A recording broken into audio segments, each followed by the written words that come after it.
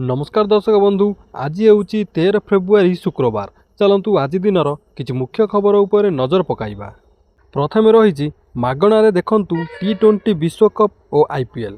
BSNL तरफरु cricket प्रेमी एक दमदार ऑफर घोषणा करा जाइछि, जेउथिरे मात्र 499 टंकार रिचार्ज रे ग्राहक माने 90 दिन पई जियो हॉटस्टार, सोनी लिव और G5 भली प्रमुख OTT आप मागणारे व्यवहार करिपारिबे। यही प्लान द्वारा उपभोक्ता माने आगामी T20 विश्वकप और IPL 2026 समस्त मैच बिना कौनसी अतिरिक्त खर्च रे देखि पारिबे एवं एहाकु एककालीन दुईटी स्क्रीन रे व्यवहार करा जाई पारिबो। सरकारी टेलीकॉम कंपनी निजर नेटवर्क सेवा को उन्नत करिबा पई देशव्यापी लक्षाधिक नुआ टावर बसाइछि एवं यही सस्ता प्लान माध्यम अधिकरू अधिक ग्राहकों आकृष्ट करने चेष्टा करुच्ची। परवर्ती खबर एसी चलाइले भी आसबनी बिल। ग्रीष्म ऋतु आरंभरू जदि आपण इलेक्ट्रिक बिल बढ़िबा नहीं चिंतित अछंती तेबे एसी रो एक स्वतंत्र सेटिंग आपणक हजार हजार टंका संचय करिपारिबो। विशेषज्ञों मतरे एसी चलाइबा समय कूल मोड बदल में ऑटो मोड व्यवहार कले यह घरर तापमात्रा अनुसार कंप्रेसर को नियंत्रण करिथाय। एही मोड आवश्यक समय रे फैन चलाइबा सह विद्युत खर्च को यथेष्ट मात्रा रे कमाइबारे साहाय्य करिथाय। परवर्ती खबर बंद हैला 19टी टोल गेट। पंजाब रो मुख्यमंत्री भगवंत मान साधारण जनता स्वार्थ को दृष्टि रे रखी राज्य रे 19टी टोल प्लाजा को संपूर्ण भावे बंद करदेले। एभली एक ऐतिहासिक तथा साहसिक पदक्षेप नहीं। से दृढ़ युक्ति बढ़ाई जे जेहेतु साधारण लोक माने गाड़ी किनिबा समय रे थरे रोड टैक्स देइछंती, तेणु रास्ता रे जिबा बेले सेमानंक ठारू बारंबार आदाय करिबा संपूर्ण अन्याय अटे। एही जुगान्तकारी निष्पत्ति फल साधारण यात्री पकेट उपरू आर्थिक बोझ यथेष्ट मात्रा रे कमी पारिछि, जहाकु नै सारा देश रे एबे जोरदार चर्चा आरंभ हो जाइछि। अन्य राज्य भली ओडिशा रे मध्य एभली जनहितकर नियम लागू हेबा उचित। परवर्ती खबर नेता को हटाई अधिकार जनता को मिलू। गणतंत्र रे जनता जदि नेता को भोट देई जिताइबार क्षमता रखती तेबे काम न कले सेमानंकु पदरु हटाइबार अधिकार मध्य जनता पाखरे रहिबा दरकार। वर्तमान नियम अनुଯାयी थरे निर्वाचित हेले नेता माने 5 वर्ष पई निश्चिंत होई जाउछंती, जहाँ अनेक समय रे दुर्नीति और अवहेलार कारण साजुची। जदि राष्ट्रपति को महाभियोग द्वारा हटा जाई पारुची एवं विचारपति को बहिष्कार करा जाई पारुची, तेबे अकामी नेता क्षेत्र में यह कहीं लागू हेबनी। राइट टू रिकॉल बा नेता को फेराई आनिबार अधिकार दाबी एबे जोर धरिची। परवर्ती खबर ट्रेन यात्री खुशी खबर। वंदे भारत रे लागू हेबो जरूरीकालीन कोटा। ट्रेन यात्रार सबुठारु बड़ समस्या हेउची इमरजेंसी यात्रा समय रे टिकेट न मिलिबा। आउ एबे एही समस्यार समाधान पई भारतीय रेलबाई एक बड़ निष्पत्ति नेइची। वंदे भारत स्लीपर एवं अमृत भारत ट्रेन रे जरूरीकालीन कोटा लागू करा जाइची। यार अर्थ हेउची यात्री मानकु विशेष परिस्थिति रे सीट पाइबार संभावना बढ़िबो। रेलबाई बोर्ड एक निर्देश जारी करिछि। परवर्ती खबर भारतर सबुठु बड़ डिफेन्स डील को मंजूरी। किणीहेब 114 राफेल युद्ध विमान। फ्रांस राष्ट्रपति इमानुएल माक्रोनक दिल्ली गस्त पूर्वरु राफेल युद्ध विमान पाई भारत एवं फ्रांस मध्य होइथिबा मेगा डील को नहीं एक बड़ खबर सामना को आसीची। गुरुवार प्रतिरक्षा मंत्रालय भारतीय वायुसेना पाई 114टी भारत रे निर्मित राफेल युद्ध विमान को मंजूरी देइछि। भारत रे निर्मित हेबाकु थिबा राफेल फरासी लड़ुआ विमान पाई यही डील रो मोट मूल्य प्राय 3.25 लाख कोटी हेबो। यह विश्वर सबुठारु बड़ प्रतिरक्षा चुक्ति मध्य अन्यतम। प्रतिरक्षा अधिग्रहण परिषद DAC रो एक गुरुत्वपूर्ण बैठक रे एही डील पई अनुमोदन दिया जाइछि। रही 15 रे भारत पाकिस्तान मैच। विश्वकप रे भारत विपक्ष रे खेलिबो पाकिस्तान। T20 विश्वकप रे आसंता 15 तारिख रे खेला जिवो बहु प्रतीक्षित भारत पाकिस्तान मैच। एथिपाई पाकिस्तान क्रिकेट बोर्ड बा PCB राजी होइथिबा सूचना मिलिछि। जातीय गणमाध्यम रिपोर्ट अनुसार ICC सहित PCB रो आलोचना बेले पाकिस्तान भारत सहित खेलिबा को राजी थिबा जणा पड़िछि। तेबे ICC एवं PCB रो औपचारिक घोषणा को अपेक्षा रहिछि। परवर्ती खबर ଚାଷୀ କାନ୍ଦୁଛି, ସରକାର ଶୋଇଛି। ଧାନ ଅମଳ କରି ବିକ୍ରି କରିବାକୁ ଅପେକ୍ଷା କରିଛି ଅନ୍ନଦାତା। ହେଲେ ଟୋକନ ମିଳି ନଥିବାରୁ ବିକି ପାରୁନି। ଯେଉଁମାନଙ୍କୁ ଟୋକନ ମିଳିଛି ଟାର୍ଗେଟ ଆଳରେ ସେମାନଙ୍କୁ ଧାନ ବି ଉଠାଯାଉଛି, ଯାହାକୁ ନେଇ ଚାଷୀ ଅସନ୍ତୋଷ ବଢ଼ିବାରେ ଲାଗିଛି। ଅନ୍ୟପଟେ ମଣ୍ଡି ପ୍ରସଙ୍ଗରେ ସରକାରଙ୍କୁ ଘେରିଛନ୍ତି ବିରୋଧୀ ଦଳ ନେତା ନବୀନ ପଟ୍ଟନାୟକ। କଡ଼ା ଜବାବ ଦେଇଛନ୍ତି ଶାସକ ଦଳ। ପରବର୍ତ୍ତୀ ଖବର, ଏୟାର ଟ୍ୟାକ୍ସି 12 ମିନିଟରେ ଦିଲ୍ଲୀରୁ ଗୁରୁଗ୍ରାମ। ଦିଲ୍ଲୀ ଏନ୍ସିଆରରେ ରହୁଥିବା ଲୋକମାନେ ପ୍ରାୟତଃ ଟ୍ରାଫିକ୍ ଜାମ୍ର ସମ୍ମୁଖୀନ ହୁଅନ୍ତି। ଏହି ସମସ୍ୟାର ସମାଧାନ ପାଇଁ ଏକ ବିମାନ ଟିକସ ପ୍ରସ୍ତାବ ଦିଆଯାଇଛି। ଏହା କେନ୍ଦ୍ରୀୟ ଦିଲ୍ଲୀରୁ ଗୁରୁଗ୍ରାମ ଯାତ୍ରାକୁ ମାତ୍ର 12 ମିନିଟ କରିବ। ଏୟାର ଟ୍ୟାକ୍ସି କରିଡର ଯୋଜନା ଦିଲ୍ଲୀ ଏନ୍ସିଆରରେ ଯାତ୍ରା ସମୟକୁ ମାତ୍ର 12 ମିନିଟ ପର୍ଯ୍ୟନ୍ତ ହ୍ରାସ କରିପାରିବ। ଭାରତୀୟ ଶିଳ୍ପ ମହାସଂଘ CIIର ଏକ ରିପୋର୍ଟ ଅନୁଯାୟୀ ଏହି ଏୟାର ଟ୍ୟାକ୍ସି କରିଡର ପଦକ୍ଷେପ ଦିଲ୍ଲୀ ଏନ୍ସିଆରରେ ଟ୍ରାଫିକ୍ ଜାମ୍ ଏବଂ ଭିତ୍ତିଭୂମିର ଦୀର୍ଘକାଳୀନ ସମସ୍ୟାର ସମାଧାନ ପ୍ରଦାନ କରିପାରିବ। ପରବର୍ତ୍ତୀ ଖବର, ଭାରତ ମହାସାଗରରେ ବାତ୍ୟା। ଭାରତ ମହାସାଗର ଦକ୍ଷିଣ ପଶ୍ଚିମ ଦିଗରେ ଏକ ବାତ୍ୟା ସୃଷ୍ଟି ହୋଇଛି। ଏହା ଆଫ୍ରିକା ଆଡ଼କୁ ମୁହାଁଉଛି। ସ୍ଥଳଭାଗଠୁ ବାତ୍ୟା ଗେଜାନି ଅଳ୍ପ କିଲୋମିଟର ଦୂରରେ ରହିଛି। ଏହା ମାଡାଗାସ୍କରରେ ପ୍ରଭାବ ପକାଇବ ନେଇ ପାଣିପାଗବିତ୍ ଆଶଙ୍କା କରୁଛନ୍ତି। ତେବେ ଦକ୍ଷିଣ ଆଫ୍ରିକାରେ ବାତ୍ୟା ଗେଜାନିର ପ୍ରଭାବ କମ୍ ରହିପାରେ। ଦକ୍ଷିଣ ଆଫ୍ରିକା ପାଣିପାଗ ବିଭାଗର କହିବା ଅନୁସାରେ ଭାରତ ମହାସାଗରରେ ସୃଷ୍ଟି ବାତ୍ୟା ପୂର୍ବ ମାଡାଗାସ୍କର ଆଡ଼କୁ ମୁହାଁଇଛି। ପରବର୍ତ୍ତୀ ଖବର, ପେନ୍ସନ ପାଇଁ ନୂଆ ନିୟମ। ଘରୋଇ କ୍ଷେତ୍ରରେ କାମ କରୁଥିବା କର୍ମଚାରୀମାନଙ୍କ ପାଇଁ EPFOର ପେନ୍ସନ ନିୟମ ଜାଣିବା ନିହାତି ଜରୁରୀ, ନଚେତ୍ ଭବିଷ୍ୟତରେ ଆର୍ଥିକ କ୍ଷତି ସହିବାକୁ ପଡ଼ିପାରେ। ନିୟମ ଅନୁଯାୟୀ ଜଣେ କର୍ମଚାରୀ ଅତି କମ୍ରେ 10 ବର୍ଷ ଚାକିରି କରିବା ସହ 58 ବର୍ଷ ବୟସ ପୂରଣ କଲେ ଯାଇ ସେମାନେ ଆଜୀବନ ପେନ୍ସନ ପାଇବା ଯୋଗ୍ୟ ବିବେଚିତ ହେବେ ଏବଂ ଚାକିରି ବଦଳରେ PF ସ୍ଥାନାନ୍ତର କରିବା ବାଧ୍ୟତାମୂଳକ ଅଟେ।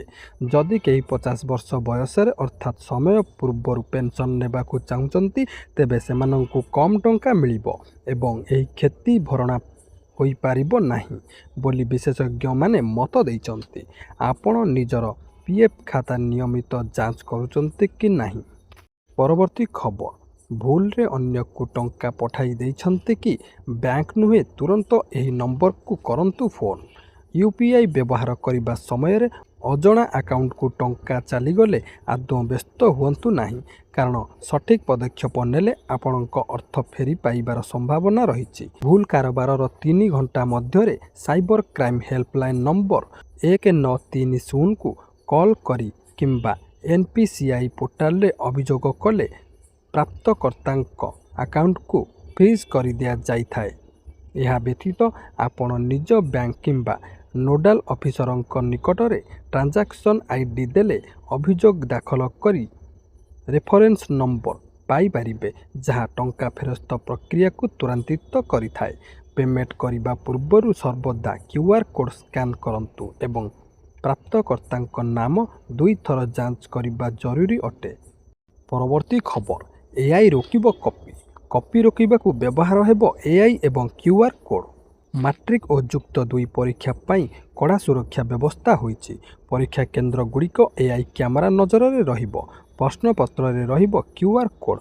ଫେବୃଆରୀ 18ରୁ ଯୁକ୍ତ 2 ଏବଂ ଫେବୃଆରୀ 19ରୁ ମାଟ୍ରିକ ପରୀକ୍ଷା। ଓଡ଼ିଶାର ପ୍ରାୟ 9 ଲକ୍ଷରୁ ଅଧିକ ଛାତ୍ରଛାତ୍ରୀ ପରୀକ୍ଷା ଦେବେ।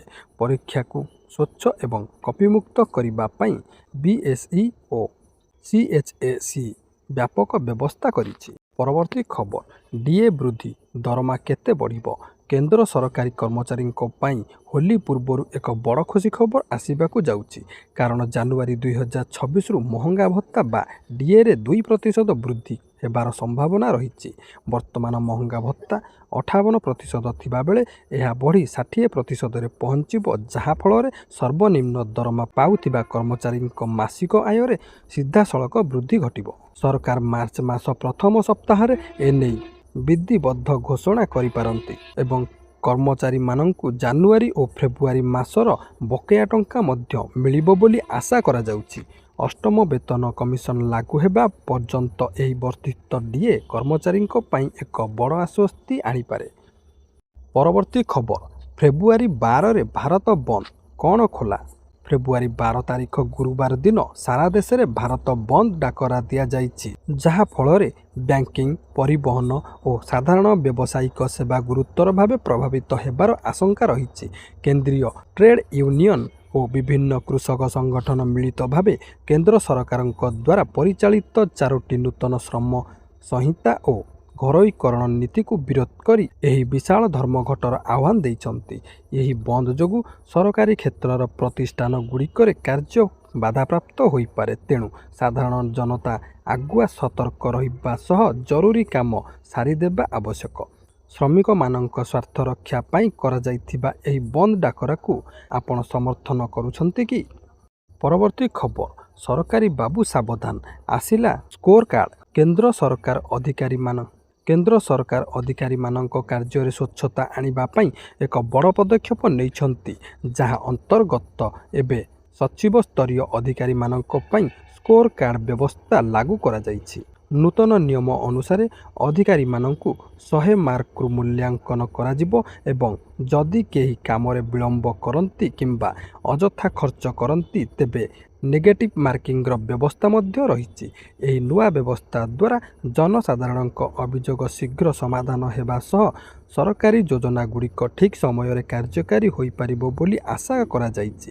କ୍ୟାବିନେଟ୍ ସଚିବାଳୟ ପକ୍ଷରୁ ପ୍ରସ୍ତୁତ ଏହି ରିପୋର୍ଟ କାର୍ଡ଼ ଜାନୁଆରୀ 2026ରୁ ଲାଗୁ ହୋଇସାରିଛି।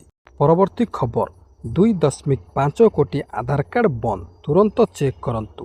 କେନ୍ଦ୍ର ସରକାର ଦେଶବ୍ୟାପୀ ଆଧାର ଡାଟା ସଫେଇ ଅଭିଯାନ ଆରମ୍ଭ କରିଛନ୍ତି ଏବଂ ଏ ପର୍ଯ୍ୟନ୍ତ ପ୍ରାୟ 2.5 କୋଟି ଆଧାର କାର୍ଡ଼ ନିଷ୍କ୍ରିୟ କରାଯାଇ ସାରିଛି, ଯାହା ମୁଖ୍ୟତଃ ମୃତ ବ୍ୟକ୍ତିଙ୍କ ନାମରେ ଥିଲା। ସରକାରୀ ଯୋଜନାର ଦୁରୁପଯୋଗ କରିବା ପାଇଁ ଏହି ପଦକ୍ଷେପ ନିଆଯାଇଛି, କିନ୍ତୁ ଆପଣଙ୍କ ଆଧାର କାର୍ଡ଼ ସକ୍ରିୟ ଅଛି କି ନାହିଁ ତାହା ଯାଞ୍ଚ କରିବା ନିହାତି ଜରୁରୀ। ଆପଣ ଘରେ ବସି UIDAI ୱେବସାଇଟ୍ କିମ୍ବା M-ଆଧାର ଆପ୍ ମାଧ୍ୟମରେ ନିଜ ଆଧାର ଷ୍ଟାଟସ୍ ଚେକ୍ କରିପାରିବେ। ଯଦି ଭୁଲବଶତଃ ଆପଣଙ୍କ ଆଧାର ବନ୍ଦ ହୋଇଯାଇଥାଏ, ତେବେ ତୁରନ୍ତ ନିକଟସ୍ଥ ଆଧାର କେନ୍ଦ୍ରକୁ ଯାଇ ଏହାକୁ ଠିକ୍ କରନ୍ତୁ। ପରବର୍ତ୍ତୀ ଖବର, କୋର୍ଟରେ ନିଶାଙ୍କ ଆତ୍ମସମର୍ପଣ। କୋର୍ଟରେ ମଞ୍ଚ ଅଭିନେତା ନିଶା ମହାରଣାଙ୍କ ଆତ୍ମସମର୍ପଣ। ଅଶ୍ଳୀଳ ନୃତ୍ୟ ପରିବେଷଣ ଅଭିଯୋଗରେ ବଲାଙ୍ଗୀର ସଦର ଥାନାରେ ହୋଇଥିଲା ମାମଲା। ଅଭିନେତ୍ରୀ ନିଶା ମହାରଣା ବଲାଙ୍ଗୀରର SDJM କୋର୍ଟରେ ହାଜର ହୋଇଛନ୍ତି। ବଲାଙ୍ଗୀରର ସଦର ଥାନା ଚନ୍ଦନଭାଟି ଗାଁରେ ଗତ ଡିସେମ୍ବର 12 ତାରିଖରେ ଅଶ୍ଳୀଳ ନୃତ୍ୟ ପରିବେଷଣ ମାମଲାରେ ଆଜି ବଲାଙ୍ଗୀର କୋର୍ଟରେ ହାଜର ହୋଇଛନ୍ତି ନିଶା। ଡିସେମ୍ବର 14ରେ ତତ୍କାଳୀନ ଚନ୍ଦନଭାଟି ଫାଣ୍ଡି ଅଧିକାରୀ ରଞ୍ଜିତ ପ୍ରଧାନ ଏନେଇ ବଲାଙ୍ଗୀର ସଦର ଥାନାରେ ଅଭିଯୋଗ କରିଥିଲେ। ପରବର୍ତ୍ତୀ ଖବର, ଚାଲାଣ ନ ଦେଲେ ମିଳିବନି PUCC। ହାଇକୋର୍ଟରେ PUCC ସମ୍ପର୍କିତ ଜନସ୍ୱାର୍ଥ ମାମଲା ଖାରଜ। ବକେୟା ଚାଲାଣ ପୈଠ ନ କଲେ ମିଳିବନି PUCC। ରାଜ୍ୟ ସରକାରଙ୍କ ତରଫରୁ ଆଡଭୋକେଟ୍ ଜେନେରାଲ ପୀତାମ୍ବର ଆଚାର୍ଯ୍ୟଙ୍କ ବଳିଷ୍ଠ ଯୁକ୍ତି ଉପସ୍ଥାପନା ପରେ ହାଇକୋର୍ଟ ଦେଇଛନ୍ତି ଗୁରୁତ୍ୱପୂର୍ଣ୍ଣ ରାୟ। PUCC କରିବାକୁ ହେଲେ ଚାଲାଣ ପୈଠ କରିବାକୁ ବାଧ୍ୟ ବୋଲି ହାଇକୋର୍ଟ କହିଛନ୍ତି। ମୋଟର ଯାନ ଆଇନ ଧାରା 167 ଉପଧାରା 12 ଅନୁଯାୟୀ ବକେୟା ଚାଲାଣ ଥିଲେ PUCC ଆବେଦନ କରିପାରିବେ ନାହିଁ। ଏହା ସହିତ ମାମଲାର ଅନ୍ତ ଘଟାଇଲେ ହାଇକୋର୍ଟ। ପରବର୍ତ୍ତୀ ଖବର, 1.63 ଲକ୍ଷ ଶସ୍ତା ହେଲା ରୂପା। ପୁଣି କମିଲା ସୁନା ଓ ରୂପା ଦର, ଗ୍ରାହକଙ୍କୁ ମିଳିଲା ଆଶ୍ୱସ୍ତି। ଲଗାତାର ବୃଦ୍ଧି ପାଇବା ପରେ ବର୍ତ୍ତମାନ ଏଥିରେ ହ୍ରାସ ପାଇଥିବା ଦେଖିବାକୁ ମିଳିଛି। ରେଟ୍ ବୃଦ୍ଧିରେ ରେକର୍ଡ କରିବା ପରେ ଏବେ ଚମକ ହରାଇଛନ୍ତି ସୁନା ଓ ରୂପା। ଲଗାତାର କିଛି ଦିନ ବଢ଼ିବା ପରେ ଏବେ କମୁଛନ୍ତି ଦୁଇ ଦାମୀ ଧାତୁ। ସୋମବାର ଦାମରେ ସାମାନ୍ୟ ଉପର ତଳ ହେଲା ପରେ ମଙ୍ଗଳବାର ଦରରେ ଅହେତୁକ ହ୍ରାସ ପରିଲକ୍ଷିତ ହୋଇଛି। ସୁନା ଏବଂ ରୂପା ମୂଲ୍ୟରେ କ୍ରମାଗତ ହ୍ରାସ ପରେ ଗତ କିଛି ଦିନ ମଧ୍ୟରେ ଏହା ଗତିଶୀଳ ହୋଇଥିବା ଦେଖାଯାଇଛି। ପରବର୍ତ୍ତୀ ଖବର, ଚାଷୀଙ୍କ ପାଇଁ ବଡ଼ ଘୋଷଣା। ବିଧାନସଭା ନିର୍ବାଚନ ପୂର୍ବରୁ ପଶ୍ଚିମବଙ୍ଗ ମୁଖ୍ୟମନ୍ତ୍ରୀ ମମତା ବାନାର୍ଜୀ ଚାଷୀ ଏବଂ ବେରୋଜଗାର ଯୁବକ ଯୁବତୀଙ୍କ ପାଇଁ ବଡ଼ ଘୋଷଣା କରିଛନ୍ତି। ମମତାଙ୍କ ଘୋଷଣା ଅନୁସାରେ 600 ବର୍ଗ ଫୁଟ ଅଧିକ ଜମି ଥିବା ମାଲିକଙ୍କୁ ବାର୍ଷିକ 4,000 ଟଙ୍କା ମିଳିବ। ଏହା ସହିତ ଚାଷୀଙ୍କ ପାଇଁ ବିଦ୍ୟୁତ ମାଗଣା କରାଯିବ। ଏବେ ଯୁବ ସାଥୀ ଯୋଜନାରେ 10ମ ଶ୍ରେଣୀ ପାସ୍ କରିଥିବା ବେରୋଜଗାର ଥିବା ଯୁବକମାନଙ୍କୁ ପ୍ରତି ମାସରେ 1,500 ଟଙ୍କା ଲେଖାଏଁ ମିଳିବ।